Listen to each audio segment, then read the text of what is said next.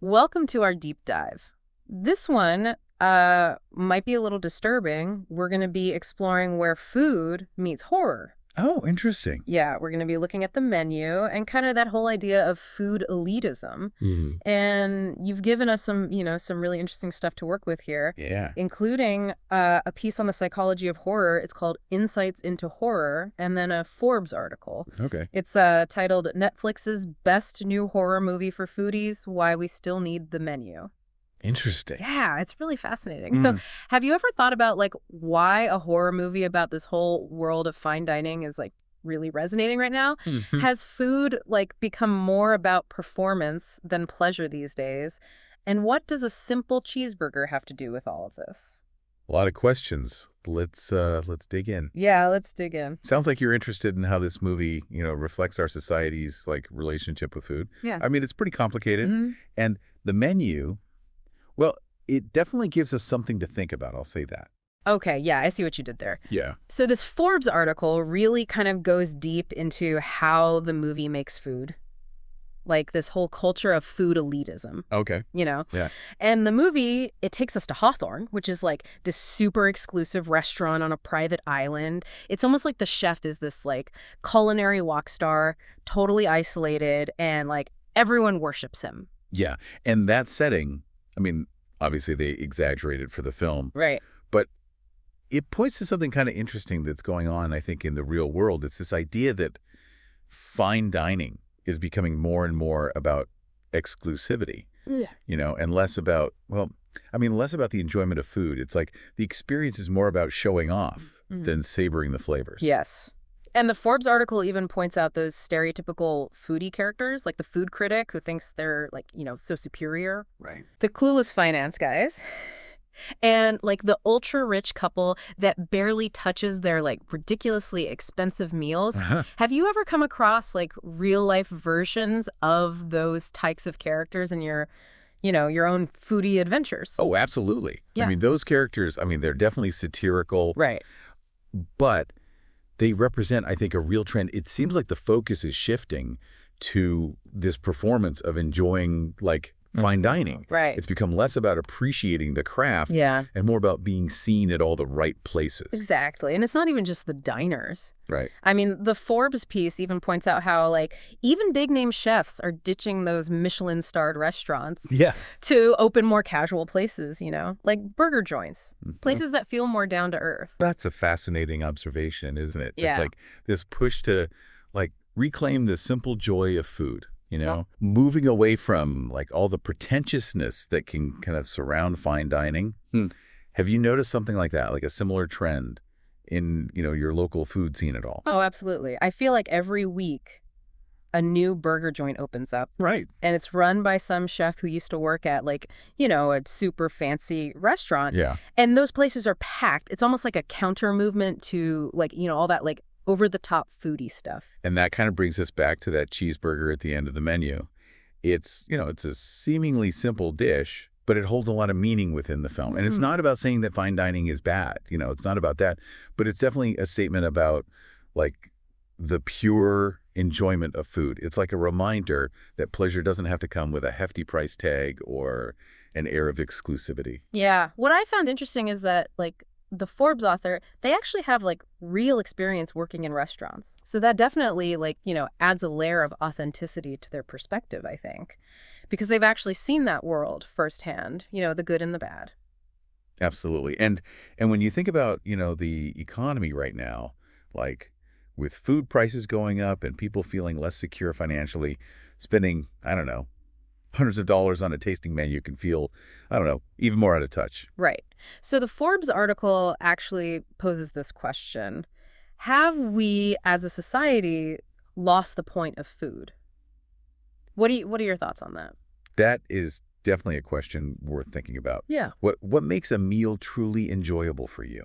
I mean, is it the atmosphere, the company, the quality of the ingredients, or just, the pure sensory experience of taste? It's interesting to think about all the different things that kind of contribute to our enjoyment of food. And the menu, I think, definitely makes us think about that in a pretty dramatic way. Yeah, it's pretty wild how the menu like uses horror, a genre that's supposed to be about all our like primal fears, to make us actually think about our relationship with something as, I don't know, like as everyday as food. It really does, doesn't it? It's like it really highlights how, anxieties around food, status, and even our own mortality, like they're all so deeply intertwined. Hmm. I mean, we often use food as a way to like express ourselves, to connect with others, Hmm. to celebrate or, commemorate important moments. But it can also be a source of like, stress and judgment and even fear. Totally. And the movie kind of takes those like everyday food anxieties and just like blows them up to this, I don't know, like terrifying scale. It's like, yeah, we've all had like a bad meal that made us cringe. But Chef Slowick, he takes that to a whole new level. He turns those like, those small anxieties into a full-blown nightmare. Exactly. And it's not even just about like bad food. Right. It's about like, the pressure to conform to certain standards, the fear of being judged, and, the feeling that we're constantly being watched and evaluated, even in something as simple as like enjoying a meal. Oh, totally. And speaking of being watched and evaluated, that makes me think about that Insights into Horror piece you shared. It talked about how horror movies tap into our deepest fears and like force us to confront, the uncomfortable and the unknown. Yeah, that was a really interesting one, wasn't it? I mean, it really kind of dives into the psychological effects of horror, like how it triggers our fight or flight response and plays on our primal instincts. Like, it's so fascinating how our brains react to these like fictional threats as if they were real. Do you think that's maybe part of the reason why the menu is like really resonating with people? Like because it takes something we all experience, these anxieties around food and dining and turns them into this, I don't know, like literal life or death situation. I think you're right. Yeah, I think that's a big part of it. The film, it cleverly blends these like, culinary anxieties with a sense of like existential dread. It makes us like question our values and our priorities and even, our place in the world. It's not even really about the food. It's about, like the larger systems and structures that shape our lives. And the film is not at all subtle about its social commentary. Right. It's just like a full-on takedown of, this whole culture of elitism, not just in food, but like in society as a whole. Oh, yeah, for sure. I mean, it really exposes the hypocrisy, absurdity of a system that values exclusivity and performance over, substance and genuine connection. And like all the characters in the menu, from the pretentious diners to the obsessive chef, they kind of represent different facets of this like elitist culture that we live in. It's interesting how the movie doesn't even offer any like, easy answers or solutions. It just presents this horrifying scenario and then kind of leaves us to, I don't know, like grapple with all the implications. It's like it's asking, what are you going to do about it? Yeah, exactly. Yeah. Like it's a call to action, but, disguised as a horror film. Mm. It encourages us to question our own complicity in these systems, to, be more mindful of the choices that we make, and to actually seek out genuine experiences rather than just like chasing, fleeting trends. So it's not really a movie about food, is it? I mean, it's a movie about like, our values and our priorities and the choices that we make. Exactly. I mean, it makes us confront the darker side of our desires, our obsessions, and even our pursuit of status and validation. And it does all of this through like, through the lens of something that we can all relate to, food. I mean, whether it's a fancy tasting menu or just a simple burger, food is something we all like, have a relationship with. Yeah, and I think that's what makes the menu so effective.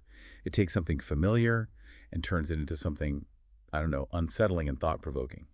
It forces us to really look at our own relationship with food and, the culture that kind of surrounds it. It's so easy to kind of get caught up in like all the hype of the foodie world, Yeah.